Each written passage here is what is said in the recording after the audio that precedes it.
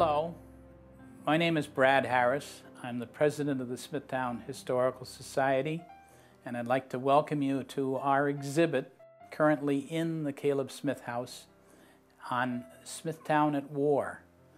I think you'll find it a fascinating exhibit that has many aspects of war and its impact on those who remain behind. We have some very interesting artifacts here, and I think you'll enjoy it. This exhibit, I can't say that it documents every American war, every American conflict. It does in some way touch on most of them. We don't really have material on, for example, the War of 1812. Do we really have anything very good on the French and Indian War? But I think one of the strengths of it is that we are able to get so many conflicts into this fairly small room. Even to be able to bring it up to the present day, we got the wonderful participation of recent veterans from Afghanistan and Iraq, and we have a wall that's dedicated to them. All of these Smithtown young men, local graduates from the local high schools that did their honorable service, in most cases back with us here on Long Island and starting a new life. And I think to really bring that story up to the present, that's one of the goals, hopefully, is to get people to think that this is an ongoing story and that we will continue adding history to it as we go forward.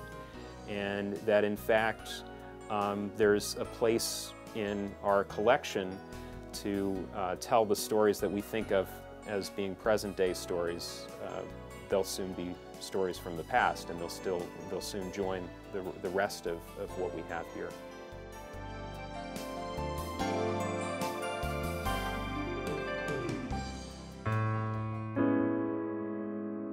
There's a story about Caleb Smith being harassed by the British, by loyalist troops, who roused him in the middle of the night, got him in his nightshirt, hustled him out to the dam that's there, because that was a mill, a grist mill at one point. And there is a dam that holds that body of water back in front of the house. They made him go up and down that dam through a gauntlet. They had soldiers lined up in rows, and they all had willow switches that they got from willow trees. It's just because they grow right around the water there, you snap them off, and it's like a whip. He of course, was in his nightshirt, so he had bare calves, and you can imagine he had to go down this length of men, and they were just switching his calves as he ran through it. It wasn't a pleasant experience, I'm sure. He got to one end, and then he turned around and went the other way. Of course, as he got toward the end, he figured, I'm going to make a break for it, and he scampered toward his house.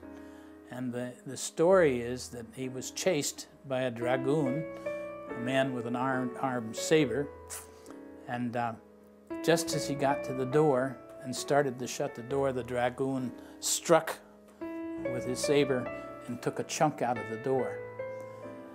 Whether or not all of that is true, we don't know. But we do know that he lived through that night.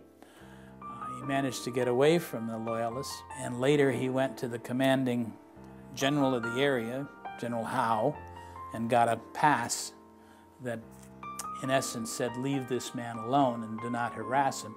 And that was sort of an order of protection that he could carry with him. Whether that would do him any good or not, I have no idea. But the one evidence that it happened that we have is the door. The original door of his house is in this exhibit. Caleb was very fortunate, he didn't smack it into him. One of the most important things of all in this entire exhibit is the account book by Ebenetus Smith. Long Island during the Revolutionary War was occupied territory, Smithtown like any other community. And Ebenetus Smith went basically door to door asking people in 1777, 1778 for an accounting of things that had been taken and used without payment for services by the British soldiers.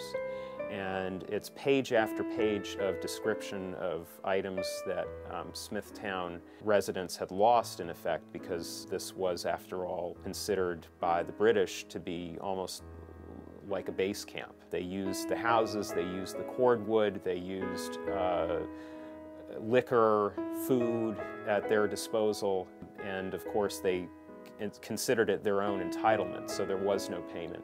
So Eponita Smith puts together this really wonderfully rare example. I can't think of anything else like it anywhere else, where he's actually going to write this all up and in effect try to charge the British Crown for things that they have not paid Smithtown residents. We never got the money back, obviously. And interestingly enough, there was a couple of Smithtown historians who took up the issue at the bicentennial and put together a letter to the Queen, which apparently was presented at Parliament in 1976. We still don't have the money, so I don't think we ever will. There's a number of things that I'm really thrilled that we have in this exhibit.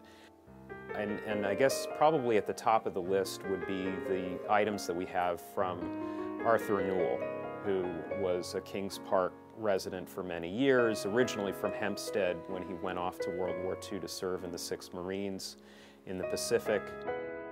The Okinawa battle flag that he brought back from World War II, as well as a photograph of the flag actually captured in 1944-45, and then a picture of Arthur with 2 other veterans some 50 years later holding that same flag. I think that's one of the rare moments where you actually can see the physical item, you can see how it was initially captured and then how it was preserved. And it's a great artifact because it has the names of all of these people in the regiment signed, as well as not just their names and their rank, but also where they're from. So you get people from Brooklyn, from North Carolina, elsewhere.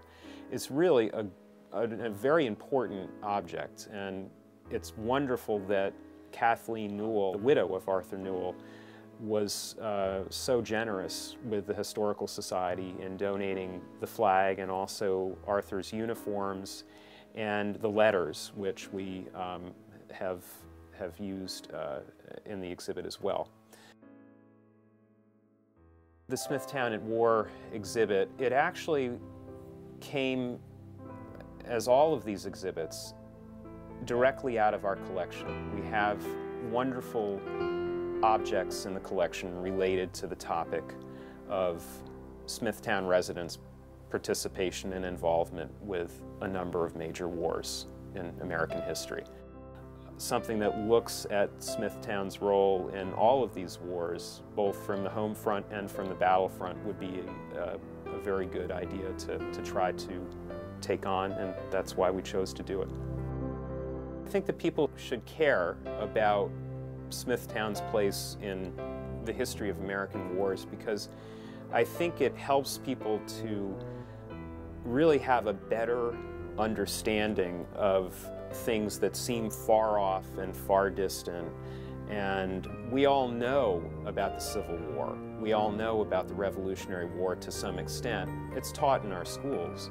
But how often do we think about how it affected us here in this place?